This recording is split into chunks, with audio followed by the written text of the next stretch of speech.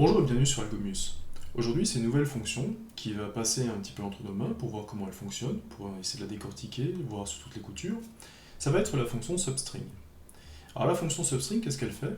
En fait, c'est une fonction qui va nous permettre d'obtenir une sous-chaîne d'une chaîne de caractères. Quand est-ce qu'elle a utilisé cette chaîne? Eh bien, elle est utilisée par exemple quand vous avez des chaînes de caractères qui sont formatées sur une largeur fixe de texte. On peut imaginer par exemple que vous avez une chaîne de caractères qui contiennent sur les 8 premiers caractères l'identifiant de votre client, sur les 25 caractères suivants le nom du client, sur les 25 encore suivants le prénom du client, et donc la chaîne substring, la fonction substring va vous permettre d'extraire chacune de ces informations-là de la chaîne originelle. Alors quand est-ce qu'on a ce genre d'informations? Eh bien, beaucoup quand on fait de l'échange de documents électroniques, que ce soit dans le domaine de la santé ou même dans le domaine de la facturation. Vous avez encore énormément de fichiers texte dans lesquels en fait on peut récupérer des informations, et ces informations, on connaît leur position dans le fichier. On sait quel est le type de ligne qui les contiennent, et on sait à quel endroit en fait on peut récupérer ces informations-là. Donc la fonction substring est encore une fonction qui est très utilisée. Alors dans les langages de programmation, elle s'appelle souvent substring, substr. En Python, en fait, c'est une fonction qu'on n'utilise pratiquement pas, enfin elle est utilisée de façon déguisée, puisque Python intègre en fait ce que l'on appelle le slice. C'est-à-dire que c'est une approche, c'est une manière d'écrire le substring qui ressemble finalement plutôt à l'accès d'éléments d'un tableau ou d'une liste. Et on va voir directement un exemple de ce que l'on attend. Alors pour cela, j'ai ouvert un idle et on va définir une chaîne de caractères dans laquelle je vais mettre par exemple la chaîne de caractères bonjour. On sait maintenant que quand on récupère un élément de la chaîne de caractères, c'est A de 1, on récupère la lettre O. Alors ça, pourquoi? Eh bien tout simplement puisque à chaque fois que vous déclarez une chaîne de caractères, en fait la chaîne de caractères c'est vraiment similaire à un élément de liste. Python attribue à chacune des lettres un indice suivant l'ordre dans lequel la lettre apparaît dans la chaîne de caractères. La première lettre aura l'indice 0, la deuxième aura l'indice 1, et ainsi de suite jusqu'à la 6. Et donc vous voyez que la lettre qui se trouve à l'indice 1 est bien la lettre O. Et bien la fonction slice de Python nous permet justement de ne pas seulement récupérer une lettre, mais de récupérer une sous-chaîne. Par exemple, on va commencer à l'élément 1 et on va aller jusqu'à l'élément 5 de notre chaîne de caractères et on aura la chaîne de caractères ONGO.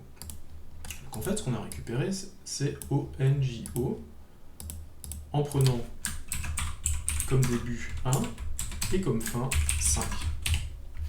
Donc regardons un petit peu comment fonctionne la fonction slice. Eh bien 1, elle part bien du premier caractère, mais là vous voyez que le caractère 5, lui, n'est plus pris en compte. Donc c'est un 5 exclu. Donc il faut faire attention quand vous utilisez la fonction slice, le premier élément est inclus, le deuxième est exclu.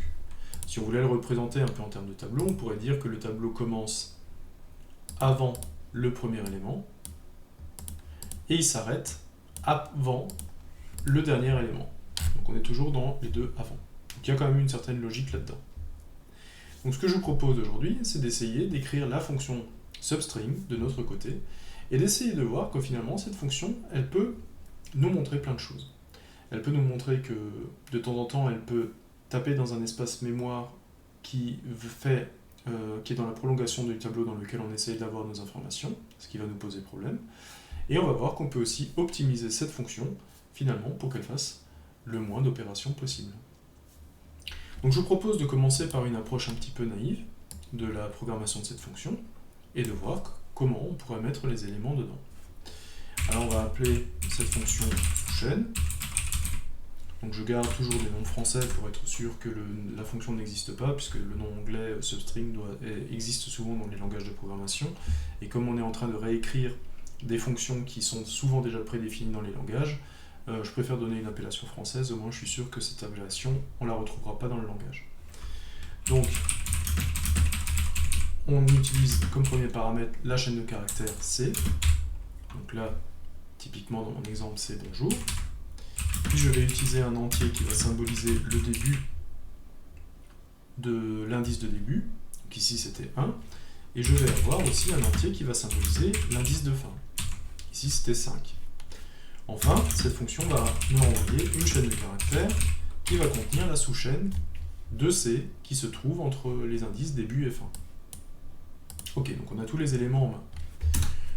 On sait déjà ce que l'on va retourner, c'est une chaîne de caractères qui va être une sous-chaîne. Donc, je vous propose de tout de suite commencer à déclarer une variable locale qui va contenir la sous-chaîne et qui sera du type chaîne de caractères, naturellement, puisque c'est une sous-chaîne de la chaîne de caractères C qui est elle-même une chaîne de caractères, et donc elle sera du même type que la chaîne en entrée. Donc là, on pourrait se dire qu'on a un parcours de chaîne de caractères à faire. On pourrait se dire qu'on a un indice de début et un indice de fin. Ça marcherait super en fait. On sait déjà comment faire une boucle entre l'indice de début et l'indice de fin. Donc en fait, on a tous les éléments en main. Ce qu'il faut faire tout simplement, c'est qu'on va déclarer un pour i de début à fin. Tout simplement. Donc i va prendre la valeur de début à fin. Donc je vais déclarer une valeur i ici. Et qui va prendre les valeurs donc début 1, 2, 3, 4, 5. Donc là on voit aussi que l'élément 5 n'est pas pris en compte. Donc en fait, on sait aussi qu'on ne va pas vouloir parcourir de i jusqu'à fin, mais on va vouloir parcourir, pour que la fonction substring soit exactement la même que la fonction qui est définie en Python, on va aller jusqu'à fin de moins 1. Donc pour i de début à fin de moins 1, qu'est-ce que l'on va faire? En fait, dans la sous-chaîne, on va juste ajouter finalement l'élément courant de mon tableau. Voilà, c'est-à-dire que l'élément i ici, si je prends c de i, ce qui veut dire que je récupère l'élément dans ma chaîne de caractères qui est au rang i. Eh bien vous voyez qu'au rang 1, je vais récupérer O, au rang 2, je vais récupérer N, puis J, puis O, 5 je ne l'ai plus, puisque j'ai fait moins 1, et donc je vais récupérer bien ma chaîne Onjo. D'accord. Donc, ici j'ai récupéré ma chaîne, et puis j'ai plus qu'à finalement faire le retour là-dessus, de dire, ma chaîne de caractères, j'ai plus qu'à récupérer ma sous-chaîne. Et j'aurais écrit ma fonction sous-chaîne, donc ma fonction qui fait le substring. Donc on va voir que cette fonction, elle contient un effet de bord, c'est-à-dire qu'à un moment donné, vous allez avoir des indices qui vont dépasser la capacité du tableau. Je vous propose de regarder ça au travers de sa programmation, de son implémentation en Python. Donc pour l'implémentation en Python, on va essayer tout simplement de prendre un VS Code, un éditeur. Prenez l'éditeur que vous avez envie, moi je travaille beaucoup avec VS Code. Et ce qu'on va essayer de faire, c'est de pouvoir avoir, on veut afficher la sous-chaîne de mon jeu récupérée entre l'indice 1 et l'indice 5. Donc, pour écrire la fonction, on a introduit une fonction avec le mot-clé def.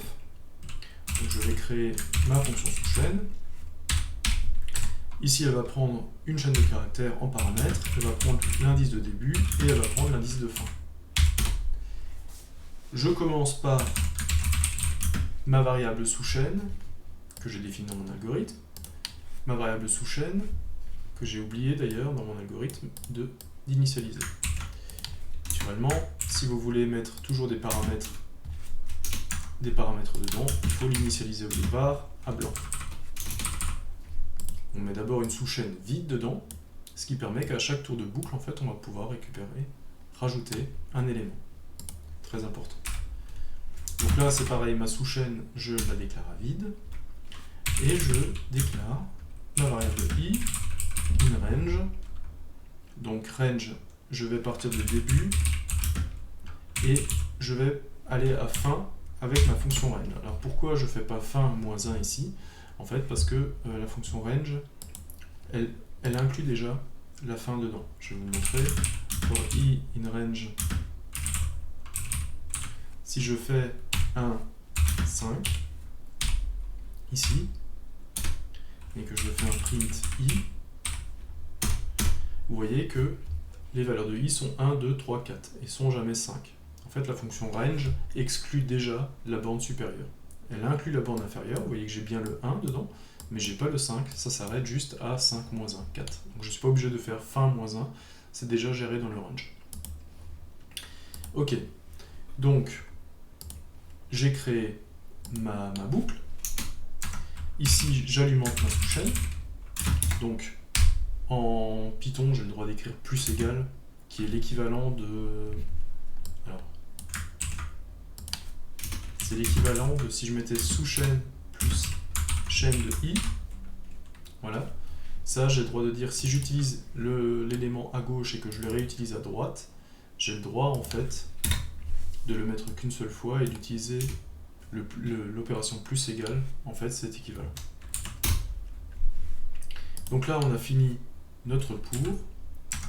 On sort de la fonction. Il nous reste juste à retourner, finalement, la sous-chaîne.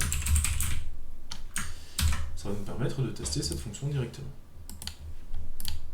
Donc quand on teste cette fonction, qu'est-ce qui se passe? On récupère bien, on joue. Alors, on va peut-être mettre un clear, qu'on voit mieux. On récupère bien, on joue, et on pourrait se dire, ok, ma fonction de substring marche. C'est exactement ce que j'ai fait ici. J'ai fait A de 1,5 et j'ai récupéré on joue. En fait, cette fonction marche dans les cas où l'utilisateur sait exactement quels sont les paramètres qu'il doit donner et donne toujours des paramètres justes. Par contre, on va voir qu'on peut facilement provoquer une erreur dans cette fonction. Tout simplement, vous voyez que bonjour a cette lettre. Imaginons maintenant que je veux récupérer les caractères 10 à 12. Alors, qu'est-ce qui va se passer ici? Eh bien, comme je vous l'avais expliqué, quand vous avez dans la mémoire de l'ordinateur, en fait, ce qu'il va faire, quand on essaie de stocker bonjour en mémoire, il va essayer de stocker bonjour sur différentes étagères d'une armoire. Mais la mémoire, en fait, elle est beaucoup plus longue que ça. En fait, la mémoire se prolonge ici. Et donc, si jamais vous partez d'une chaîne de caractères, que va vouloir faire le langage de programmation? Eh bien, lui, il va chercher par rapport au début de votre chaîne de caractères, il va trouver quelque chose dans la mémoire plus 10. Ça va exister, sauf que c'est plus votre chaîne de caractères. Et donc, ça va pouvoir taper dans des zones mémoire, par exemple, qui sont alimentées par le système d'exploitation, par un autre programme, ou n'importe quoi. Et donc, quand vous tapez dans la zone mémoire, dans une zone qui, normalement, vous n'avez pas le droit, vous pouvez avoir une erreur, soit vous pouvez avoir quelque chose, une lettre, un nombre, quelque chose de valide, et le programme va continuer avec quelque chose qu'il a récupéré en mémoire, mais sur laquelle vous n'avez pas la main. Donc, le meilleur des cas, c'est que si le programme plante, il vous dit que vous allez taper dans une zone mémoire dans laquelle vous n'avez pas le droit, c'est le meilleur des cas. Le pire des cas, c'est que votre programme continue à fonctionner avec une variable, avec une valeur complètement aléatoire qu'il a récupérée dans la mémoire. Donc, on va essayer de voir ici comment va réagir Python. Là, je lui ai donné quelque chose, je lui ai dit de prendre les caractères 10 à 12 dans ma chaîne bonjour. Donc, la chaîne bonjour s'arrête au caractère 7. Normalement, il n'est pas possible de récupérer quelque chose qui va débuter à 10.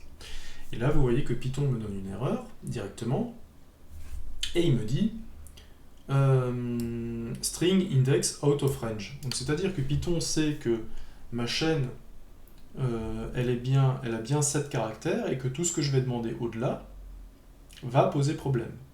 Alors, comment est-ce qu'il le rend compte? Ça rend compte, eh bien là, quand je fais le range entre début et fin, vous voyez tout simplement que cette fois-ci, le range, si je 10 et 12, vous voyez que ma valeur de i, elle va parcourir 10, 11, 12.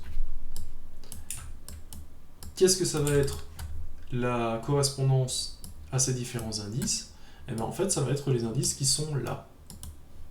Et Python, lui, fait une vérification en disant « Mais attends, les indices qui sont là, moi, je les ai pas. Toi, tu m'as déclaré une chaîne qui allait jusque-là, jusqu'à l'indice 6. Maintenant, tu viens avec les indices 10 à 12. Moi, ceux-là, je les ai pas. » Et donc, l'erreur qui est ici, string index out of range, ça vous montre clairement que, quelque part, vous êtes allé dans une zone mémoire à laquelle vous n'aviez pas le droit d'accéder. Donc, vous n'avez pas le droit de le faire. Alors, on va essayer de voir comment est-ce que Python, lui, gère ça. Par exemple, A, j'ai toujours bonjour dedans. Si je lui dis de récupérer, lui, les indices 10 à 12.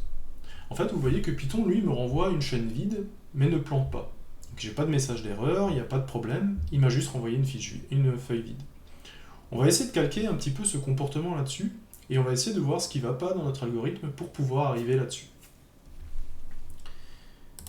Donc, notre algorithme, en fait, où est le problème? Eh bien, le problème, c'est que finalement, on ne se base pas on se base jamais sur la chaîne d'entrée. On s'est basé, pour faire notre tour de boucle, sur le début et la fin. Et donc, on ne se base jamais, finalement, sur la taille de notre chaîne de caractères en entrée. Et ça, c'est peut-être une erreur. On va essayer de remettre dans notre algorithme, finalement, donc on va peut-être garder cette fonction qu'on va appeler effet de bord. Et on va essayer de recréer notre sous-chaîne. Et cette fois-ci, en tenant plus compte, finalement, de la chaîne de caractères de départ. Donc, beaucoup de choses vont rester pareilles. Le prototype de la fonction va rester pareil. On va toujours avoir C. On va toujours avoir la notion de début et la notion de fin. On va toujours avoir notre sous-chaîne que l'on veut renvoyer. Et on aura toujours à l'initialiser à 0. Sauf que cette fois-ci, on va essayer de pas seulement se baser sur un paramètre qui va parcourir la chaîne, on va essayer de mettre la notion de longueur de chaîne dedans. Là, vous voyez que I parcourt de début à fin sans tenir compte en fait de la taille de la chaîne. Ce qui est quand même assez problématique. Et donc, ce qu'on va essayer de faire ici, c'est qu'on va remplacer par fin de moins 1. En fait, ici, on va récupérer la longueur de la chaîne C moins 1. Alors, qu'est-ce qui va se passer au niveau de cette boucle? Et bien, en fait, ça va être complètement différent, puisque cette fois-ci, vous voyez que si jamais j'avais donné le cas de 10, 12, en fait, j'avais 10, 12, mais la taille de ma chaîne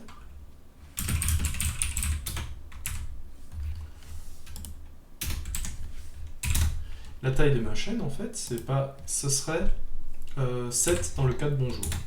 Et donc, en fait, ce qu'on essaierait de faire, c'est avec I de parcourir finalement, on essaierait de partir de 10 pour arriver à 7. Et en fait, quand on essaie de partir de 10 et qu'on arrive à 7, en fait, la boucle ne va jamais s'exécuter. Puisque, en fait, on est déjà... la valeur minimum est déjà supérieure à la valeur maximum, ce qui n'est pas possible. Donc, en fait, on ne va jamais entrer dans la boucle. Et si jamais on ne rentre jamais dans cette boucle-là, qu'est-ce qui va se passer? Eh bien, on va retourner à la fin la chaîne vide, la chaîne qui est vide, déjà. Et donc, en fait, là, maintenant, ce qui est différent par rapport à la fonction que l'on a vue juste au-dessus, c'est que cette fois-ci, on tient compte de la longueur de la chaîne. Donc, on part du début, effectivement, l'indice de début. Donc, soit il est plus petit que l'indice de la chaîne, soit il est plus grand. S'il est plus petit, eh bien, on va rentrer dans la boucle et on va rajouter les différents caractères à ma sous-chaîne. Soit dès le début, il est plus grand et on ne fera rien. Donc, on a par exemple, je vous propose de vérifier 4 cas qui, à mon sens, paraissent importants. C'est de dire, c'est qu'on a le début qui est inférieur à la longueur de C, bon, moins 1. On a le début qui est supérieur à la longueur de C. On a la fin qui est inférieure à la longueur de C. Et on a la fin qui est supérieure à la longueur de C. Ça peut être les 4 cas qu'on peut voir. Donc, si jamais on est inférieur à C, si jamais le début est inférieur à la longueur, et bien tout simplement, c'est dans le cas qu'on avait au début. On a une longueur de 7, on a le cas qui est 1 par exemple, donc on va partir dans les boucles de 1 jusqu'à la longueur de mon mot. Ok. Donc là, on a un autre problème pour l'instant, c'est que si jamais je vais jusqu'à la fin de la longueur de mon mot, cette fois-ci, je ne tiens plus compte de la fin. Donc ce que je pourrais faire ici, c'est tout simplement de dire si I est inférieur à fin, alors je vais récupérer ma sous-chaîne. Et si jamais I est supérieur à 1, et bien alors on continue. Donc, on a ce côté-là, on a réglé ce problème. Si le début est inférieur à length de 1, tout va fonctionner, il va aller jusqu'à length de 1. Et il va aller jusqu'à la fin du mot, mais moi je ne veux pas forcément qu'il aille jusqu'à la fin du mot si la fin est avant. Donc j'ai mis ainsi en place qui va me permettre de freiner finalement, d'arrêter de prendre les caractères qui sont au-delà de la fin que j'ai donnée en paramètre. Si le début est supérieur à length, cette fois-ci, ça veut dire en fait qu'on ne tournera jamais dans la boucle. On a le début de ce que l'on cherche, et au-delà finalement de la longueur du mot, et donc en fait on est déjà dans des zones mémoire dans lesquelles on n'est pas accessible. Et donc c'est pas la peine de faire un tour de boucle, on ne trouvera jamais aucun élément. On sort, et on ne fait pas de boucle, et on sort avec la chaîne vide. Si la fin est inférieure à length, c'est justement le cas qui nous a fait mettre ceci en place, c'est que justement il ne faut pas aller prendre tous les caractères jusqu'à la fin du mot, mais jusqu'à la fin qui est donné, l'indice de fin qui est donné en paramètre. Et enfin, si la fin est supérieure à la longueur du mot, et bien là, en fait, on s'arrêtera à la longueur du mot, qui est le premier. Et donc, en fait, cette réflexion, elle pourrait dire aussi que si jamais on avait, par exemple, une longue chaîne de caractères, donc j'ai ici une longue chaîne de caractères qui va très loin. Là, imaginons par exemple que je veux récupérer, j'ai ça dans une variable A, et je veux finalement récupérer les deux premiers éléments de A. Donc je fais quelque chose comme 0, 2. En fait, on va s'apercevoir que notre algorithme, il va récupérer les deux premiers caractères, puis si on va parcourir la chaîne de caractères jusqu'à la fin, et jusqu'à la fin, en fait, on ne mettra plus de caractères dans la sous-chaîne. En fait, on va juste parcourir jusqu'à la fin de notre chaîne de caractères en ne faisant rien. Donc ça, c'est un petit peu dommage, c'est quand même un traitement qui va pas servir à grand-chose. Et donc, ce que je vous propose, c'est qu'en fait, c'est de dire tout simplement que pour i, on va aller de début a, et cette fois-ci, on ne va pas aller seulement jusqu'à la longueur, on va aller jusqu'au minimum entre la longueur de -1 et la fin de -1. Donc vous comprenez l'intérêt, donc là si j'ai ça, je peux enlever le si, ici, et en fait, qu'est-ce que va faire cette fonction? Elle va partir de 0, elle va partir du début, donc si jamais j'avais le cas, par exemple avant, j'allais à 5, j'ai des fins début et j'ai taille de ma chaîne de 7. Qu'est-ce qu'elle va faire quand elle va regarder i? Elle va dire, le début c'est 1, donc je vais commencer à 1, et je vais aller jusqu'où? Eh bien je vais aller jusqu'au minimum de la taille de la chaîne et de fin. Ici c'est 5 et 7, donc je vais aller un minimum qui va être de 4, puisque j'ai fait -1. Donc le minimum c'est la fin, cette fois-ci, c'est l'indice de fin, donc je vais aller 1, 2, 3, 4.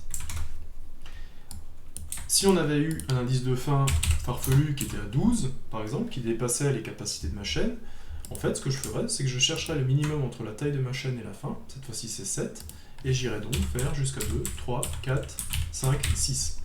Je m'arrêterai à 6, la taille de ma chaîne, et donc je ne sortirai plus finalement de la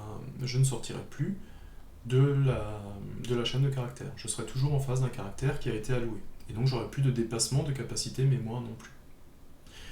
Alors on peut avoir un dernier cas où on pourrait se dire effectivement que l'utilisateur donne les paramètres à l'envers et donne un indice de début supérieur à un indice de fin. Et bien tout simplement, ça on a déjà vu tout à l'heure avec la fonction range, que si jamais en fait on inversait les deux paramètres, en fait on ne tournerait pas dans la boucle. Et donc tout simplement, ici, si jamais j'avais une variable de fin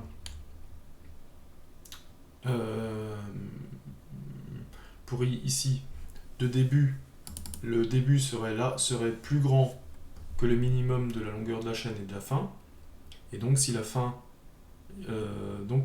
ces deux valeurs seraient forcément plus petites que la valeur de début, et donc on ne passerait pas par la chaîne. Donc si on inverse les indices, eh bien en fait on retourne une chaîne vide aussi, et on n'a plus de problème de crash de notre fonction. Donc je vous propose justement de reprendre notre VS Code et de décrire finalement cette fonction. Donc j'ai ma fonction avec effet de bord qu'on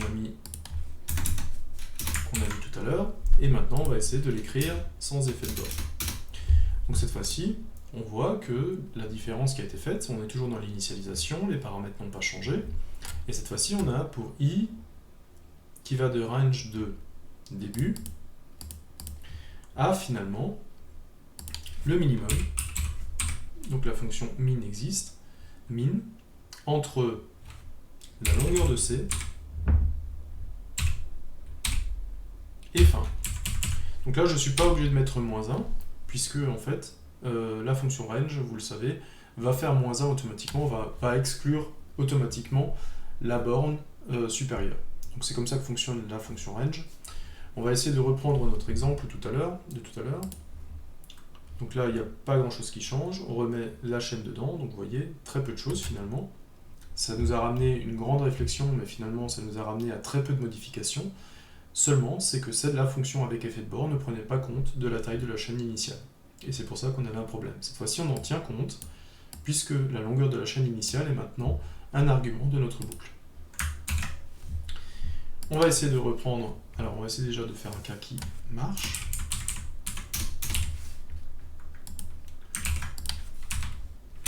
Alors, on va remplir pour que ce soit plus propre.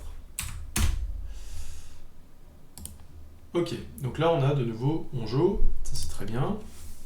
Donc si jamais on dépasse avec la fin, par exemple je mets 15, ouais, on s'arrête à bonjour, parce qu'en fait maintenant cette fois-ci on ne s'arrête plus seulement à l'élément fin, on s'arrête entre le minimum de l'élément fin et la longueur de la chaîne. Donc si la longueur de la chaîne est plus petite que l'élément fin, on va s'arrêter quand il n'y a plus d'éléments dans la chaîne. Donc là en fait on a déjà corrigé ce problème. Si jamais maintenant on a un début qui est supérieur à la fin de la chaîne, cette fois-ci on va avoir une chaîne vide, mais on n'aura plus de plantage. Donc on est sur quelque chose qui est équivalent à la fonction slice finalement que l'on a développé, que l'on a vu en Python. Elle est plutôt optimisée parce qu'en fait, vous voyez qu'on n'a plus de si dans la boucle, on n'a pas de test dans la boucle. On part vraiment du début et on arrive à la fin. Et on n'a plus de question de filtrer ce caractère je le prends, ce caractère je le prends pas. Donc on a une fonction maintenant qui nous fait une sous-chaîne qui est plutôt optimisée et qui en fait finalement ne tapera plus dans des zones mémoire dans lesquelles il n'a pas le droit de le faire. On va juste encore essayer l'exemple où les deux indices seraient donnés de la mauvaise façon. Donc, je vais même l'utiliser comme ça. 5, 1, mais dans le mauvais sens. Et cette fois-ci, vous voyez qu'il n'y a pas de plantage non plus, mais que la chaîne est vide, puisque l'élément minimum est supérieur à l'élément maximum. Ce qui fait que notre intervalle, en fait, on ne peut pas du tout l'exploiter.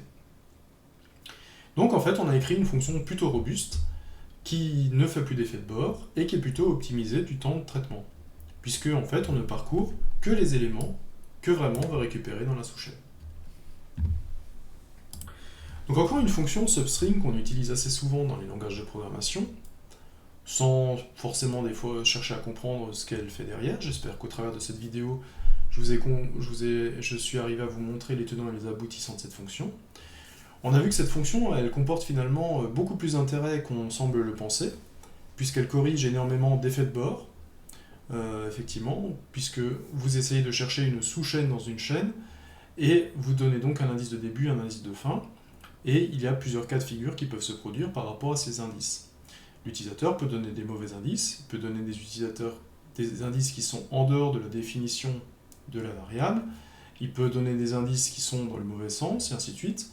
Donc, on a essayé de voir aussi un petit peu comment est-ce qu'on pourrait faire pour que si l'utilisateur ne nous donne pas exactement les paramètres que l'on attend, s'il ne sait pas comment utiliser la fonction, comment on peut faire en sorte quand même d'éviter de planter, de dire voilà c'est un cas que j'arrive pas à gérer.